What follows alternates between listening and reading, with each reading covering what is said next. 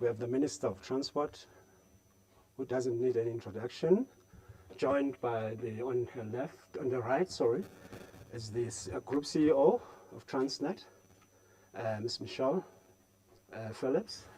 And then on the far right, we have the Group COO of Transnet, Mr. Soli Letswalo. And then on the minister's left, we have our DDG of Rail in the Department of Transport, who's also joining us. So we'll take the minister's statement, and thereafter, of course, the questions. But we'll also, at the end, have the opportunity for the one-on-ones. We don't have much time for that, but we will allow the broadcasters and some journalists to speak to the minister. Minister, can you speak to the nation?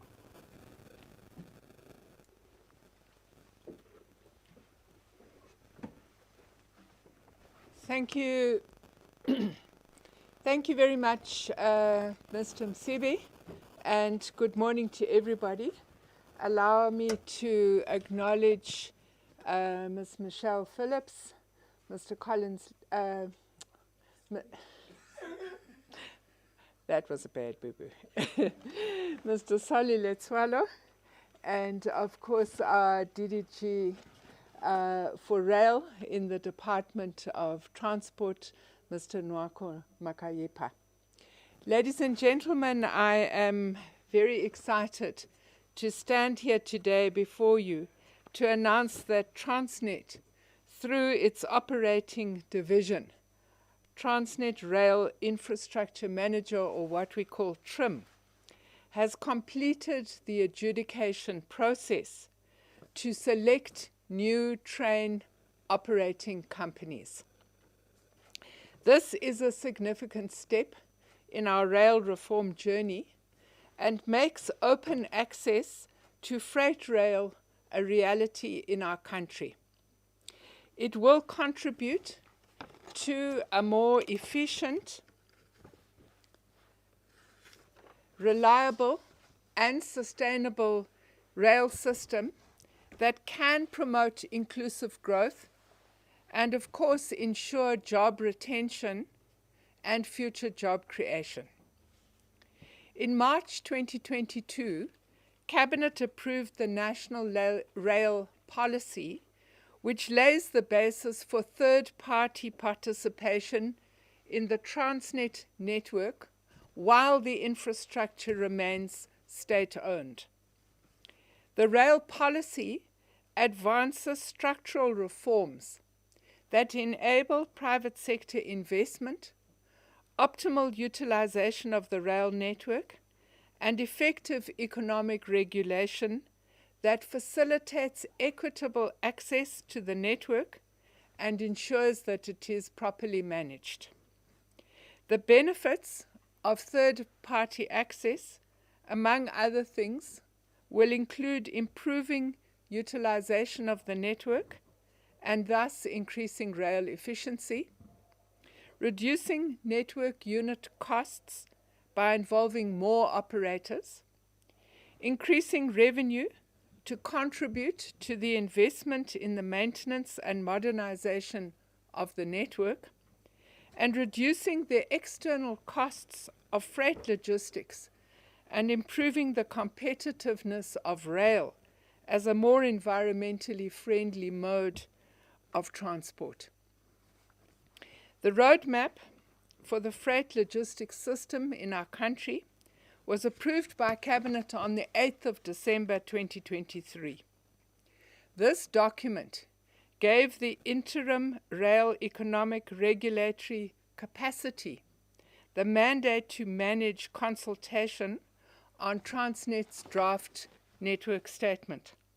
The network statement serves as a foundational document that outlines the terms and conditions under which operators can access the rail network, thereby giving to third-party access and enabling private sector participation. The first network statement and tariff determination, as you will remember, was published on the 20th of December 2024. The application process for slots commenced promptly after the network statement was gazetted in December, and applications opened at that time and closed on the 27th of February 2025. The evaluation process, according to Transnet, has been rigorous and was conducted in full compliance with the standards of fairness and transparency. Now it is my pleasure to share with you the results of the evaluation process. Of the 25 operating companies that applied, 11 have met the necessary requirements and will proceed to the next stage of negotiations and contracting.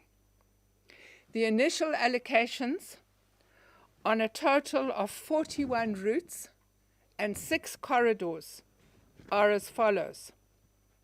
The North Corridor, there will be 6 new entrants on 15 routes for the transportation of coal and chrome.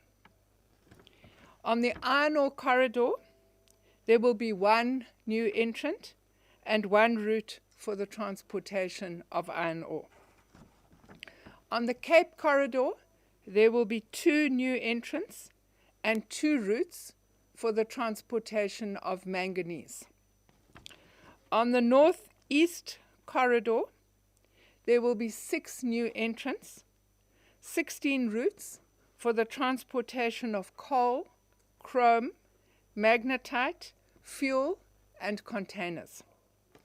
And on the Central Corridor, there will be 1 new entrant and 2 routes for the transportation of coal and containers, including manganese.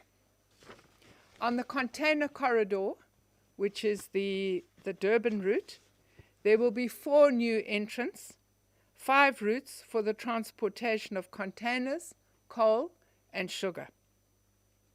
The Transnet Rail Infrastructure Manager estimates that the new train operating companies will carry an additional 20 million tons of freight per annum from the 26-27 financial year.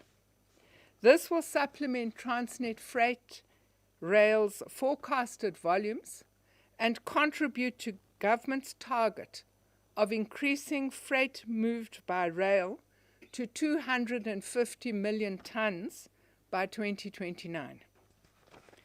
The rail policy encourages rolling stock investment by the operating companies, and the establishment of the rolling stock leasing companies by both state-owned and private entities. This could be a key intervention for revitalizing rolling stock, and our estimates are that it could unlock as much as 100 billion rand in new investment.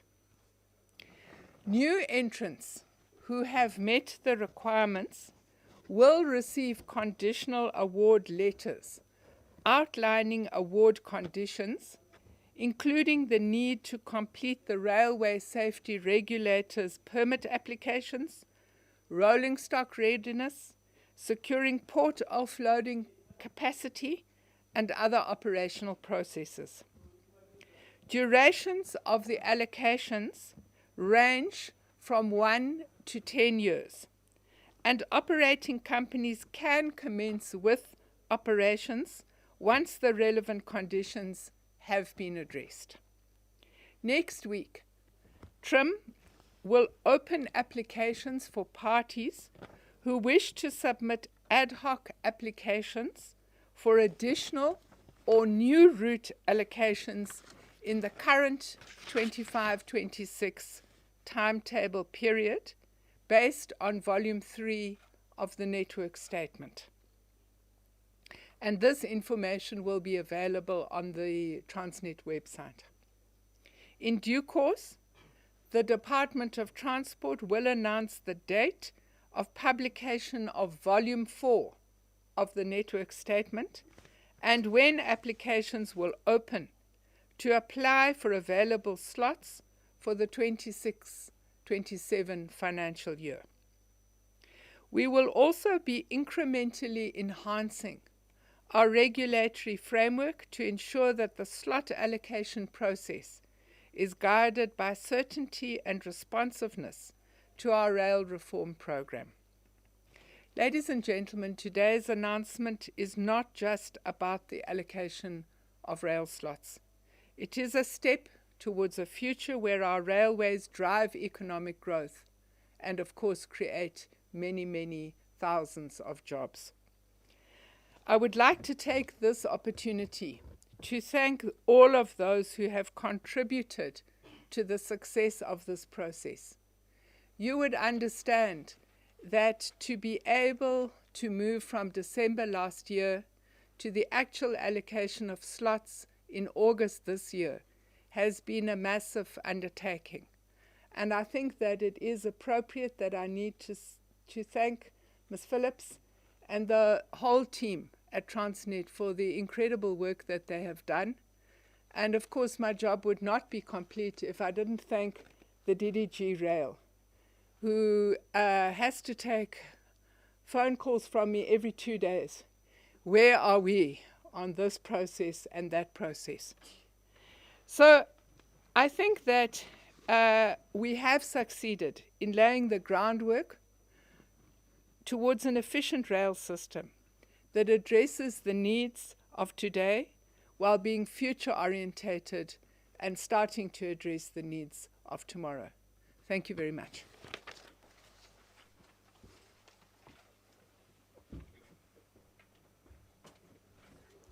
Thank you so much, Minister. And there you have it, colleagues. We'll take questions. And I understand there are others that are online, so we'll have Batabil, I think, who's assisting us there. But let's start in the room. Let's just take first set of questions, 3 questions by show of hands, colleagues. Okay, there's already 4.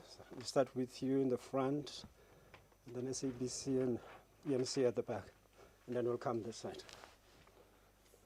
Go ahead, sir. Please introduce yourself and the news service you represent. Previous concessions of Transnet has led to seeing the losing bidders take court action against action against Transnet. What's been done to ensure that that gets minimized? And second of all, can you just talk about what the commercial arrangements would be? What's Transnet getting? What will the concessionaires get, and what will Transnet invest? Okay. Thank you. SABC. Here from the SABC. Mine is also in line with what Larry has asked here. Just basically a breakdown of what would have that did not make the cut. What are some of the issues that you picked up in the selection process that would say to you that this is the cohort that would go with this process or project? Again, just concerns, you know very well that there have been concerns around ensuring that we're not really just privatizing Transnet and removing its responsibilities and giving it to the private sector. How are we going to ensure that, as we see and we open up these reforms, we still safeguard the sovereignty of some of these state-owned entities in terms of their mandates? Thank you. Thank you. Good morning. Moloko here from ENC. You say, Minister, that this process will drive growth and ultimately create jobs. Have you been able to quantify how many jobs will be created, particularly during this first process? But also, who are these people? Could it be that they perhaps are some of these bulk commodity producers themselves? And if that is the case, is that perhaps in line with our competition laws?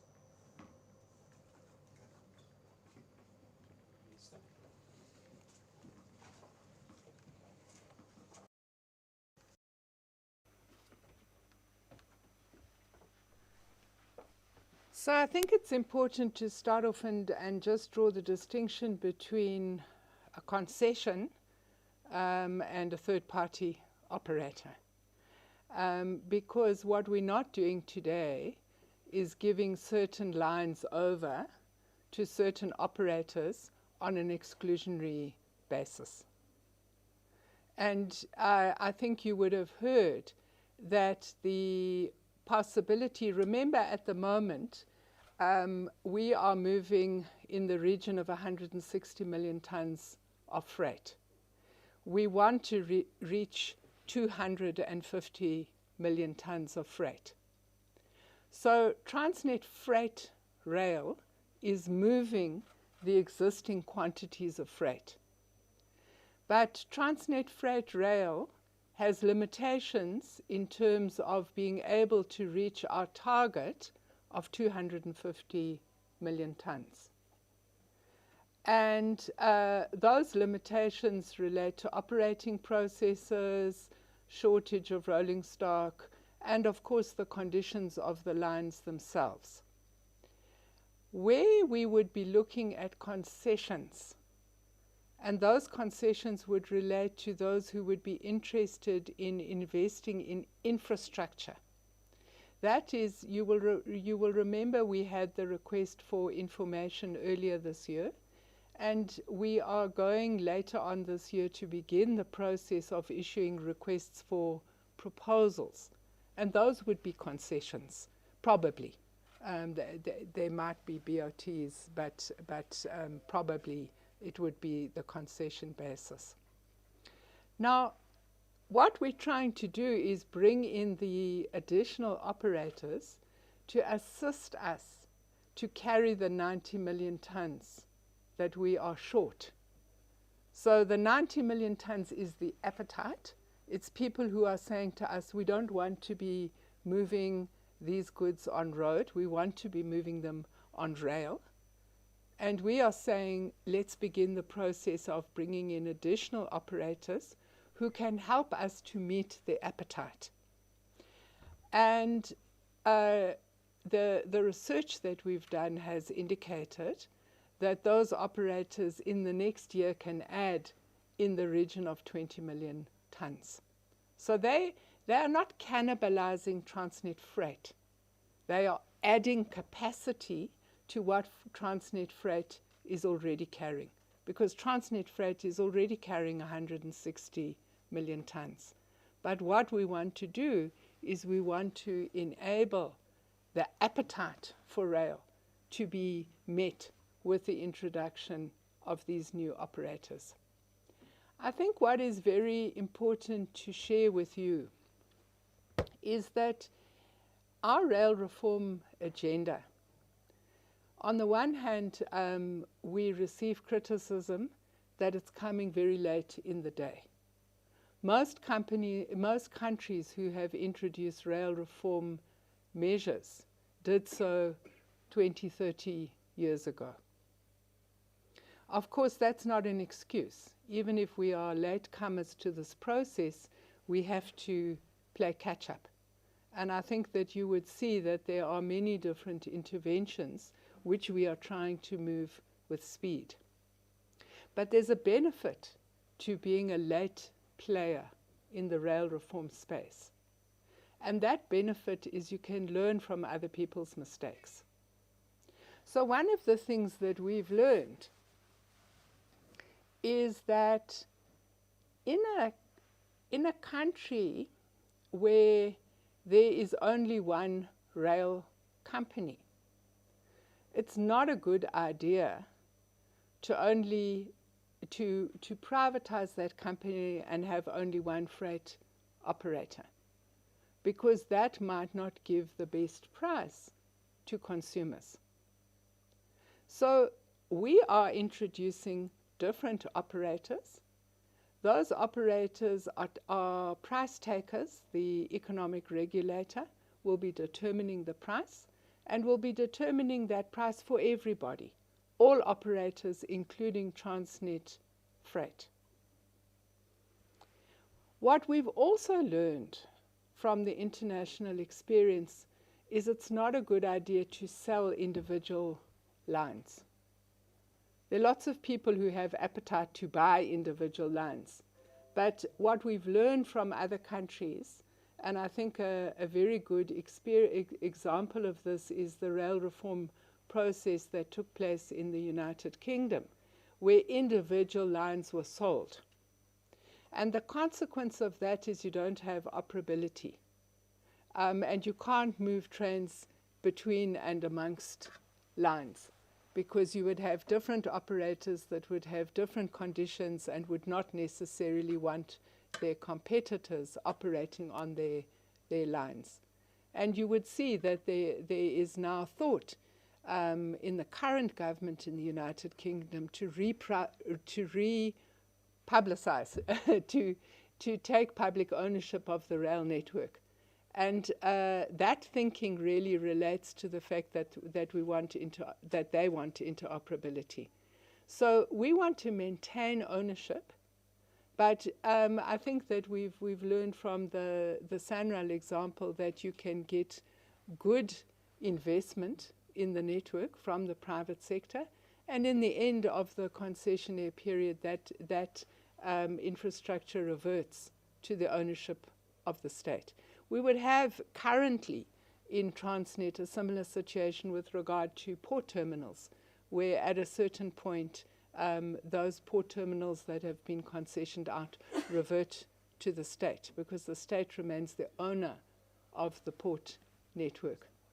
So I think that that really deals with the policy issues.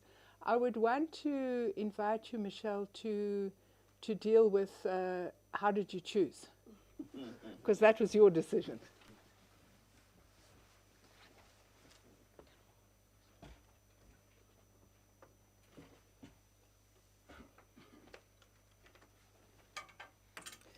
Good morning, everyone. Thank you, Minister.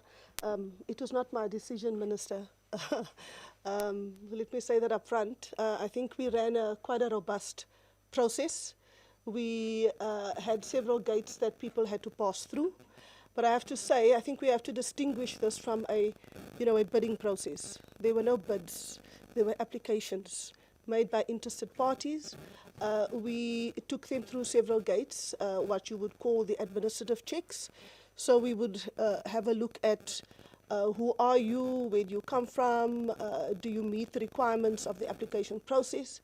We also looked at your technical, whether you were technically sound. We looked at whether you were financially sound. We also did not want people to apply for access to the network and then hog capacity to the detriment of others. So, the question of whether we expect court processes to proceed after this, I can say the following. We believe that those applicants who are interested in access, as I've said, this was a commercial process. We want to work with them, to support them, to enable them further to be able to get access. Of course, where it is impossible for them to get access because maybe they just do not meet the requirements, there's some work for them to do. We will open further again an ad hoc process, and we will work with those entities so that they are able to access this network. As the Minister says, the target is a 250 million tonne target. We are under no illusions as Transnet as to what we ourselves are able to do. We've taken the approach that we want to collaborate with the industry, and this is part of that collaboration with the industry is how do we jointly, as South Africa, meet the target of moving 250 million tonnes. What will happen, and I think it's important that I also indicate what will happen after this process, Minister, if you'll allow me. So we will, after the briefing, communicate with both the successful as well as the unsuccessful applicants. We will indicate to the unsuccessful applicants why their applications have not been successful. And as I've said, with the lessons learned through the process, we will engage with them quite robustly to enable them to get as close as possible to be able to get successful applications. With the applicants that have been successful, we will now proceed with the negotiation process. As we said, there are other gates that they would need to pass, and the intention is to get them to remain on this list of successful applicants. So we will work with them closely as well. That's the process. We will then also, I think from about the 1st of September, as I've said, start what we call this ad hoc application process, where you will be entitled to better your application. If you make a new application, we will also look at that. As I've said, the intention is not here to go on it's not a bidding, it's not who comes with the best price. It's about who is able to supplement and to assist us to get to the 250 million ton target. Thank you. I think that's... There was the question of what is Transnet offering what will Transnet be investing? condition of the land. Yes. So I think also everybody, I mean, we've been very transparent about the condition of the network as it is. We have, unfortunately, challenges both on the infrastructure condition of the network and also the attacks that we receive, that we get in terms of theft and vandalism on the line. We are working quite hard to ensure that we get the necessary funding to be able to do the work that will ensure that we are able to restore and rehabilitate the network to standards that make it acceptable for not only Transnet but these private operators to be able to operate on the line. We have made application through the budget facility for infrastructure for some funding that will allow us to be able to do that. The GCOO has one of his big responsibilities, in fact, is to get this line or the network restored and rehabilitated to the extent that we are able to run trains in an uninterrupted way. Currently, that is quite a big challenge for us. So what we do not want is, new operators to be experiencing the kind of incidents that we've been experiencing as Transnet. We want to be able to run uninterrupted trains and move commodities in that way. And in order to do that, we have already embarked on restoration programs and rehabilitation programs to get the lines to the right standards. I think that's covered. The new operating companies, are they rail operating companies? Oh, who are they? Yes. So the new train operating companies, well, certainly they've indicated to us that they are train operating companies. We have done some checks, but as I've said, there's still continued due diligence that will need to happen. No, in this iteration, no, they are not cargo owners. The network statement as published in December did not allow for cargo owners to become, access, what we call access seekers. But however, we believe that in the next iteration, volume 4, allowance is made for possible cargo owners or for cargo owners to be able to access. Of course, you would need a train operating company to access the line.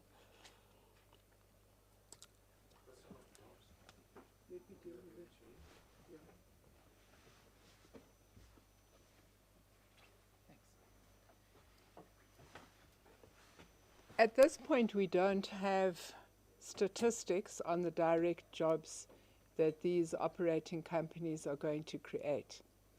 But I think it's important to share with you why it is so crucial that we meet the appetite to move goods on rail. What I think everybody would understand is that to be moving particularly mining commodities on road is extremely expensive, and in many situations it's not really an option because of the distances.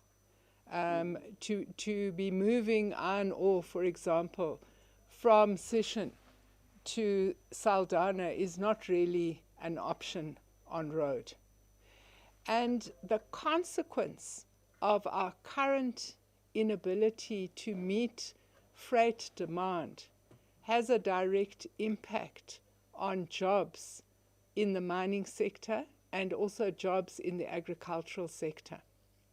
because if producers are not able to move as much of commodities as they would want to move, they obviously then have to go on to short time. And one of the stories that I've been told at the Kolomela mine in the Northern Cape is that they have desperately tried not to put miners onto short time, despite the fact that we have had limitations in our ability to move that iron ore to Saldanha. And as a result of that, apparently there isn't a playing field, a sports field in that area that isn't being used to store iron ore that in due course will be put on trains to move out. So I think what's very important to understand is the wider impact that our inability to meet demand is having on the agricultural and on the mining sectors, and the crucial importance to move with speed to ensure that we can enhance freight capacity on rail so that we can maintain existing jobs and so that we can give security to the mining and the agricultural sectors in what is already quite a difficult global context. Thank you.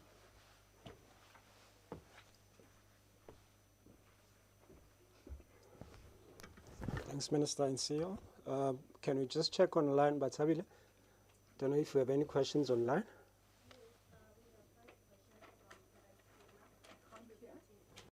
Use your mic. We have 5 questions from Terence Kramer, representing Engineering News. First question, could we please receive the names of the selected TOCs, their underlying shareholders, the routes they will be operating on, and the duration of the slot allocation? Second question, by when do the TOCs need to begin operating to keep the slot? Sorry, can you repeat that question? By when do these TOCs need to begin operating to keep the slot? Third question, where will the rolling stock come from for the initial TOCs named? Fourth question, what other conditions must the TOCs meet to retain the slot and to renew it at the end of the term? Last question from Terence, who carries the financial risk should the network not be in a good condition for the TOC to operate as planned?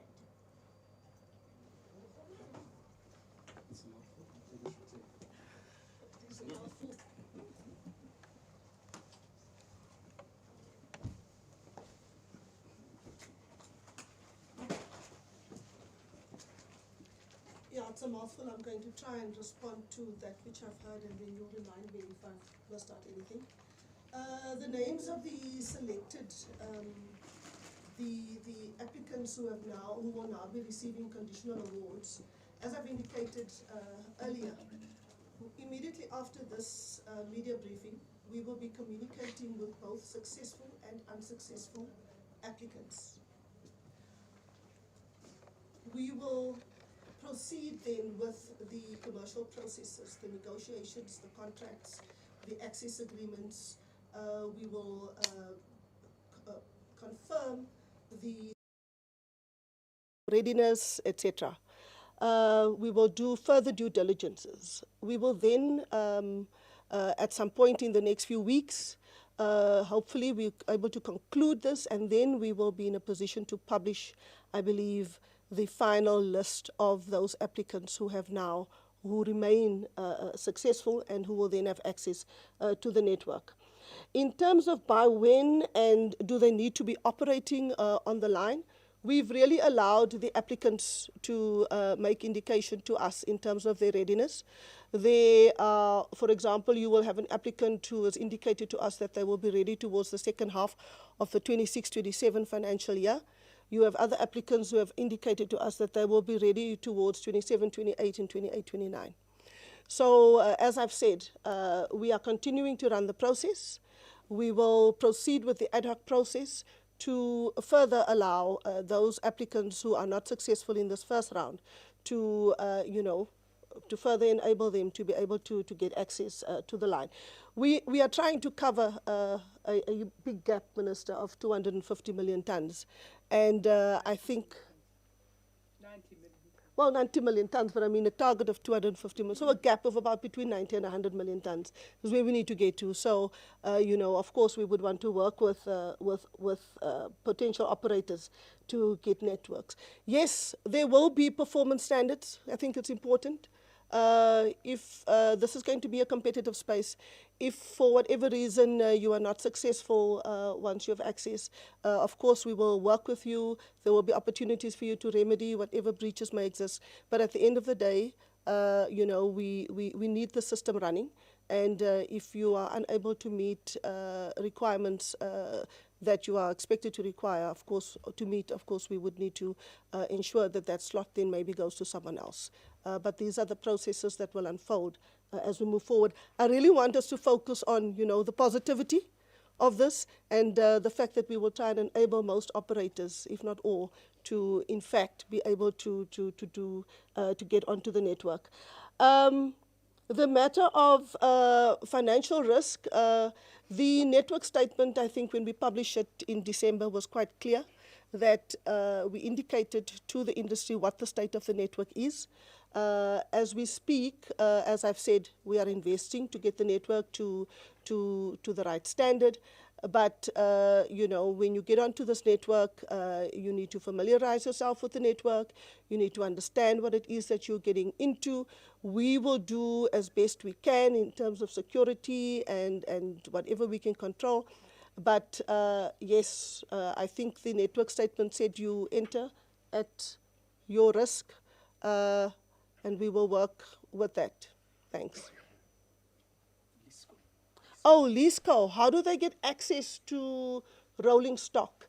You recall that we recently ran a public sector, a private sector participation process for looking for a partner to come with us in terms of partnering for the refurbishment of rolling stock that we currently have in Transnet. This is rolling stock that are either, you know, underutilized or not utilized at all because, you know, it's in a bad state of disrepair. We are looking for a partner. That process closed on the 4th of August. Now, in the meantime, what we have done, we have been entering and we have, in fact, received applications from some of the applicants, these new train operating companies, for rolling stock.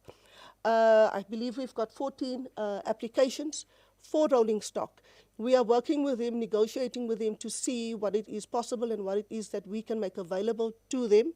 Yes, they will need to refurbish some of the stock, so we've made that available to them through leasing, what we call tactical leasing arrangements.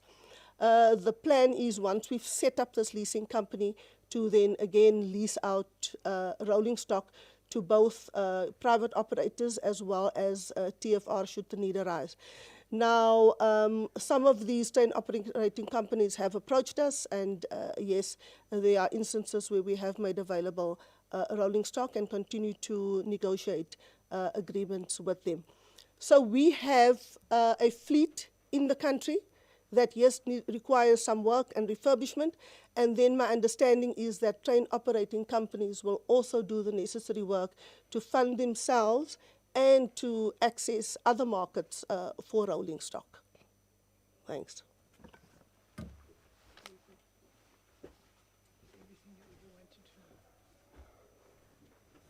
Thank you, CEO. Can we get back to the room? There was one hand this side. Are you covered now? Okay, I see 3 hands. We'll start with you, then there's a second hand. That one, in that order. Is there another one there? Question, yes. Sorry? We have one question online. Is it a follow-up? No, it's not a follow-up. Okay, we'll come back to it. Okay. Thanks. Hi, Lisa Stain from News 24. Have you, in this process, did you engage with financial institutions? Did they have any requirements around the agreements and what would make it bankable? Can you give us any insights into that? And then, Minister, can you give us any updates on what's happening with the TER board? Thank you. Mabila from Newsroom Africa. Can you speak a bit louder, Mabila? What happened to your voice? I don't know. The mic is muting me. I just wanna find out. It was, sir. It was on red. It's still not picking up. We want to find out because the minister's spoken about job creation. This is on the freight industry, but there's been concerns from the side of trucks that they're going to lose jobs. How are you mitigating that?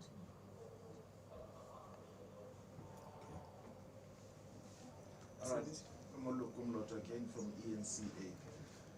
I mean, there's an admission on your side that the state of the rail network is in disrepair, and you are bringing these new players. In terms of the time frames, when are you going to get this rail network that is in a state of disrepair to a condition that will be able to take additional trains? But also, these people, because they will be competing with Transnet Freight Rail, is this not ultimately going to kick Transnet out of business?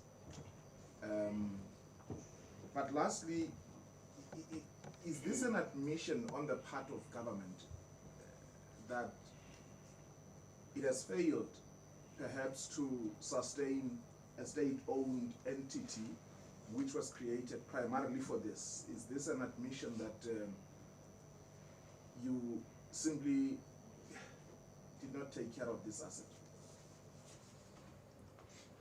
Okay. I think, can we just sneak in the online one? Because you're saying it's the only one. It's just one question. Yeah, if you can just give it to us. There's a clarity-seeking question from Reuters. Of the 25 TOCs who applied, 11 have met the necessary requirement and will proceed to the next stage of negotiations and contracting. Are these already selected companies, or is the minister going to launch a request for proposals? Okay. Thank you so much. Is that a follow-up, SABC? No, ENCA. Oh, sorry. This is just to take advantage of the minister's presence, and I won't be doing Q&As after this. Can she just clarify this issue of the license printing machine? Oh, not today. I'll talk to you offline. Okay. Let's take it offline. Okay, sure. Sorry about that, yes. We'll do a Q&A, of course. Okay. After. Okay. Minister? So much. Oops.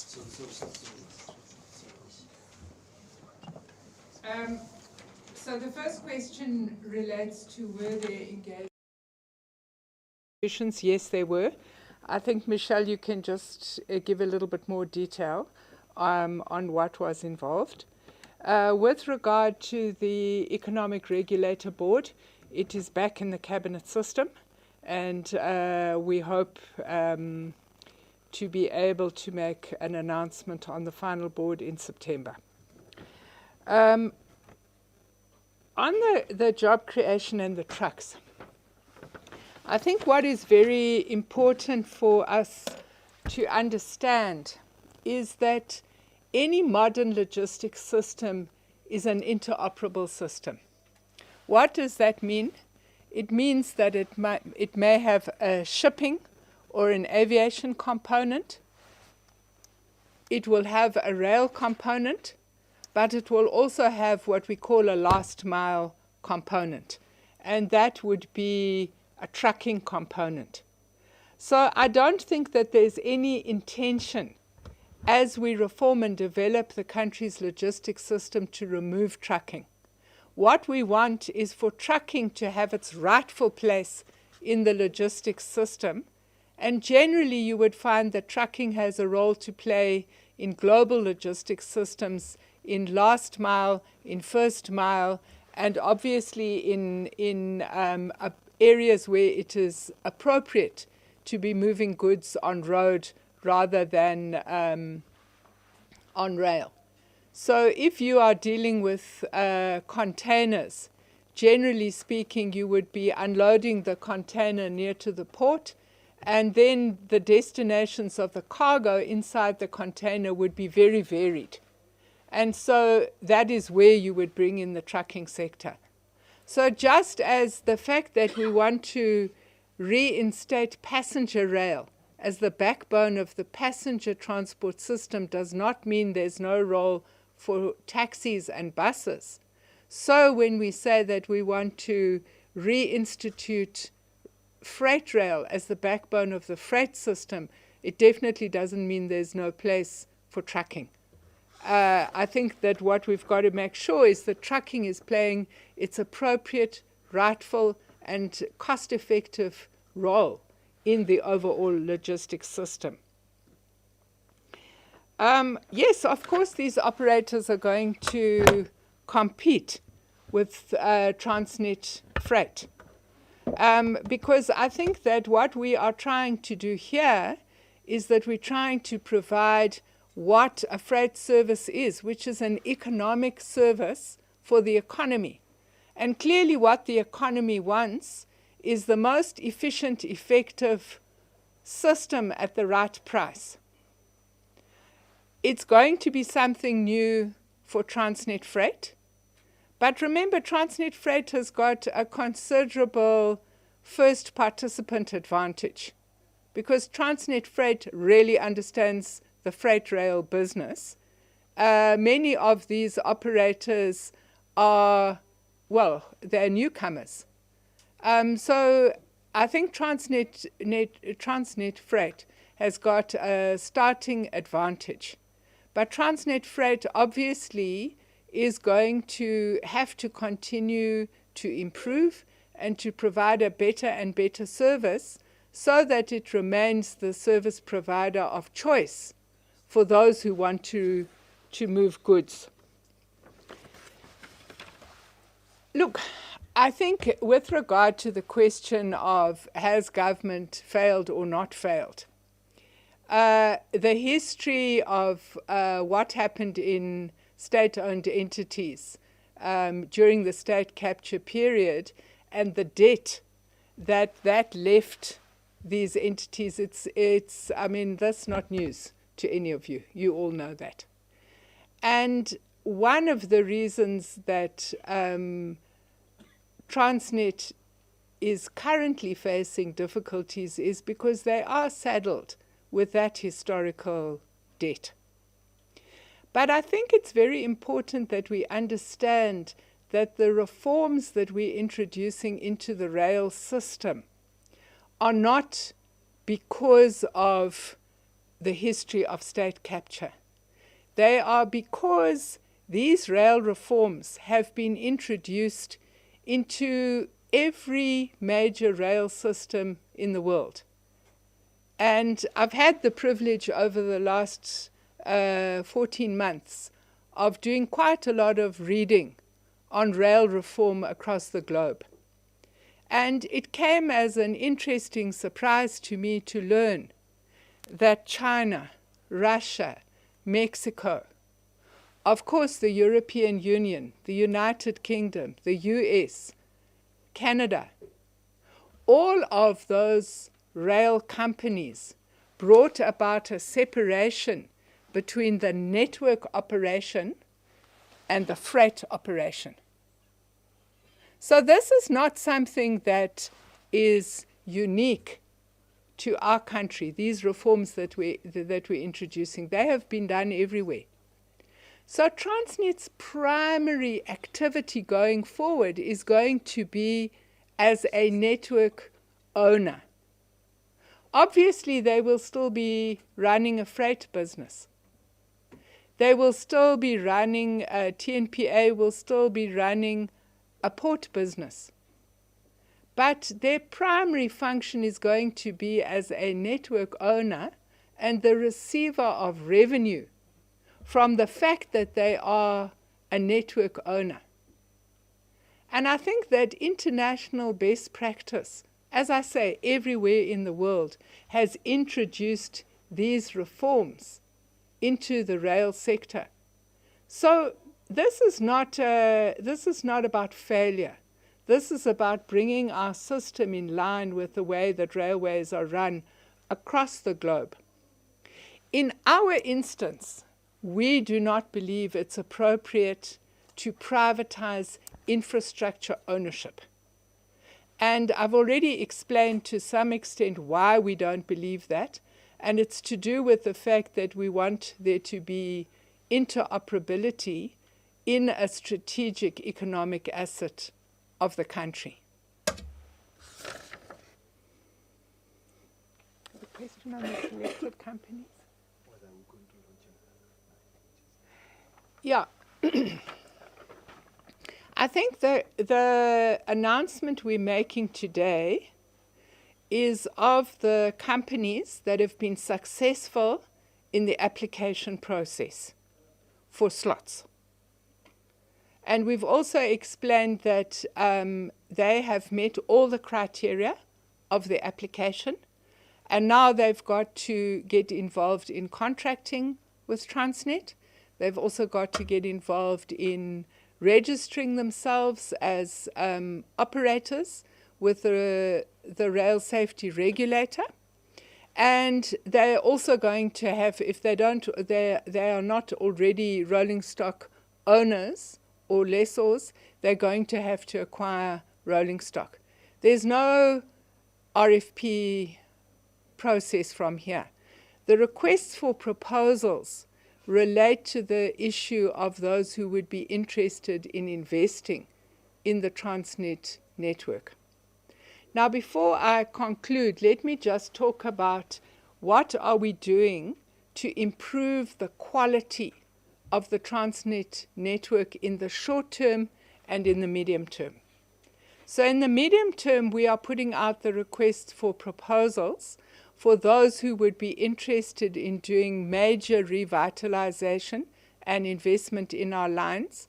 And I've indicated that we imagine at this stage, although we haven't put out the RFPs yet, that those are likely to be in the form of concessions. But what we understand about that process is it's going to take, once the RFP process is concluded and there's a preferred bidder, it's going to take at least 2 years to reach financial close. So we imagine that these investments could start, best case scenario, about 3 years from now. The question is, what do we do in the meantime? Because as you correctly indicate, these 5 priority lines where these new operators are going to be operating are not in the best condition. And what we are doing there is that we have put into requests to the budget facility for infrastructure of National Treasury. The first request went in July, and the second request is going in October. I think we hope to hear about July in the budget adjustment. Am I right? Yes, we hope to hear in November about the July request. So we're not sitting waiting for the medium-term major revamp. We are looking at how do we raise capital now so that we can engage in urgent repairs that will make those lines in better condition. Of course, Transnet itself, through the income it receives, does have a budget for infrastructure, and you would know that every year we've been doing shuts on the coal line and the iron ore line so that we improve the conditions of those lines. We've been working with cargo owners and on those particular lines, and obviously we are always eager to find new ways to enhance the possibility of allowing cargo owners to support us in improving the infrastructure. And those kind of mechanisms are continually under scrutiny and development. Thank you very much. Do you want to just talk about the financial institutions?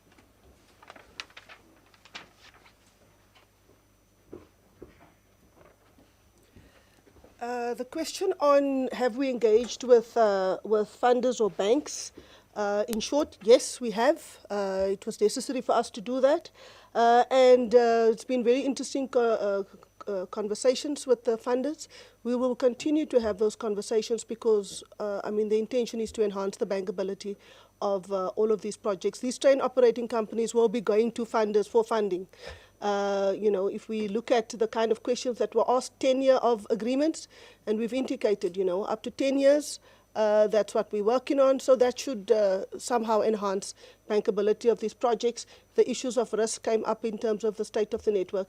And as the Minister indicated, in fact, we started 18 months, if not longer ago, on the restoration of these lines. You see the improvement of the lines in the numbers that we are beginning to deliver. We went from 149 to 151 to 160 million tons, and we are already above prior year. So continued work on this network. We want the private operators to be successful as well, and that's what we will continue to do. Thank you.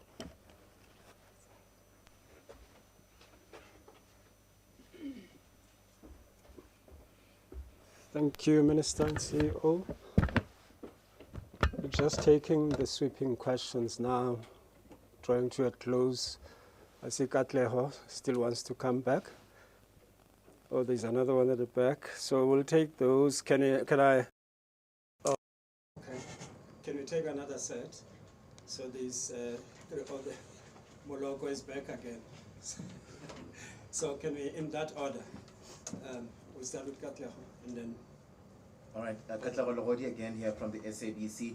Also just asking about developments within Transnet in terms of what happened to Mr. Pepi Silinga. I know very well that there is an acting person there in that position. Is that person still acting right now, or there's an executive that has been appointed to take over from Mr. Pepi Silinga? And do these developments worry you, Minister, in terms of just bringing this business to Transnet? And there are still some of these teething issues that exist within the institution. Okay. No.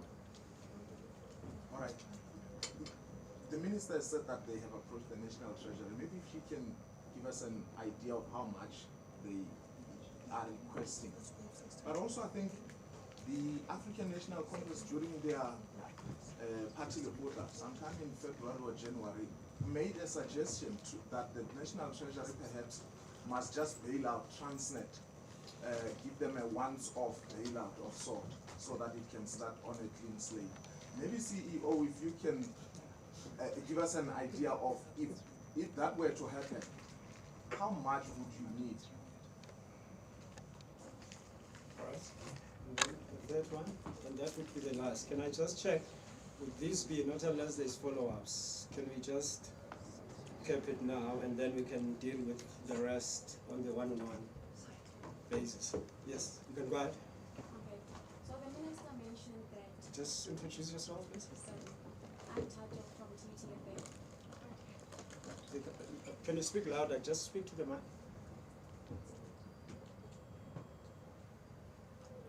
Tato from TTFA. Can you hear me? No. Why don't you stand up and use your shop steward voice? Good day. I'm Tato from TUTFM. The minister mentioned that the network will alleviate job creation, and also mentioned that first they had to do renovations on the railways. So my question is, will the job creation process begin after the renovations of the railways? Okay. We'll take the last one there. Good morning, I'm Tlengiwe Mudau from Metrusky. There's 6 new entrants on the North Corridor, 6 new entrants on the Northeast Corridor, and I just wanted some specifics when it comes to coal. How will that translate into the export numbers of coal specifically?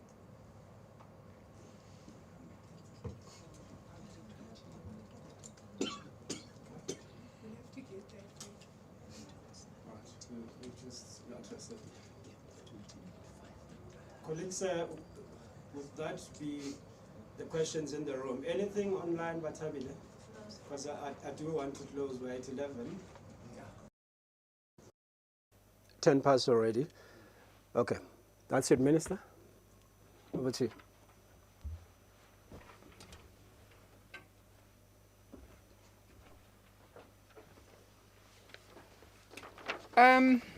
In terms of the 2 bid windows, applications that we're making to National Treasury, The first one, which we've already put in, was for 16.4 billion rand. And the second one, which is going to go in October or November, October, is for 18.6 billion.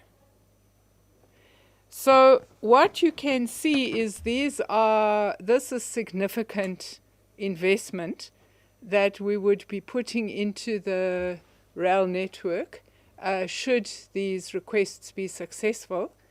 And obviously, if you are going to be investing what would be in the region of about 34 billion rand total, that obviously, that construction itself is going to create jobs. I mean, it's a huge investment in the rail network. But obviously, all of these operating companies are going to have people who will work for them. So I think that we need to understand the job creation processes as running parallel.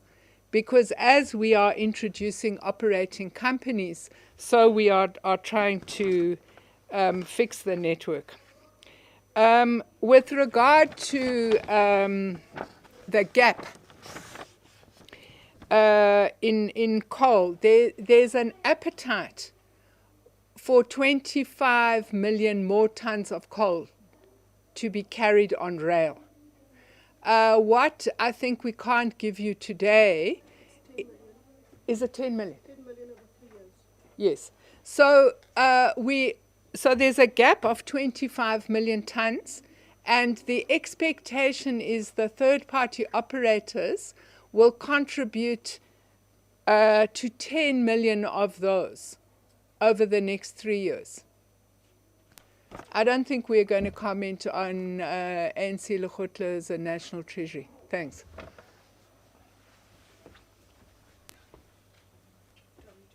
Yes, just deal with the 10K.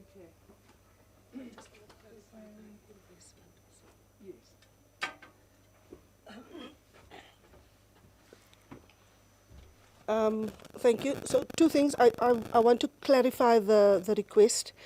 So we've applied for this, the 16.4 billion, as Minister has indicated. Remember, we don't only run railways, we run ports as well. So 10 billion of that 16 billion, Minister, is for the North Corridor as well as for the Ore Corridor. And then the balance of that is for the Durban deepening and then the berth in Kucha.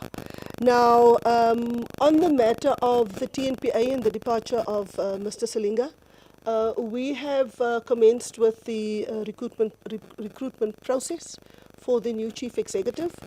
We are in the process of setting up the required panel to be able to do that in collaboration with the TNPA board. And I think we will, probably in the next week or 2, we will be advertising for those who are interested to take on that huge task of running the TNPA to apply. Thank you. Are you able to tell us what happened? Sorry, What happened? With Mr. Selinga, are you able to tell us what happened? What led to his departure?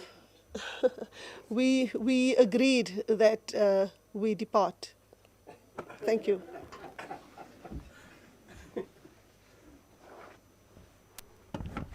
It's a brilliant answer right there. Okay.